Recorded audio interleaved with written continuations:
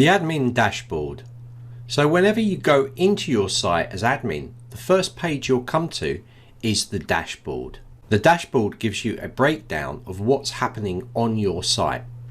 It gives you sales, it gives you yesterday's sales, last 7 days, this month, gives you visitors to your site, any leads that you've converted via funnels or forms, any site signups or course enrollments. And you can see there's a graph here that gives you details.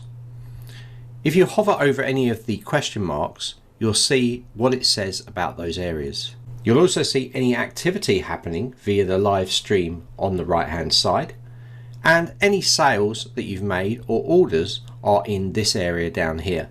This is a really good way to give you a quick overview. You can also filter here by today, yesterday, last 7 days, last 30 days, this month, last month, this year, last year, all time, custom range.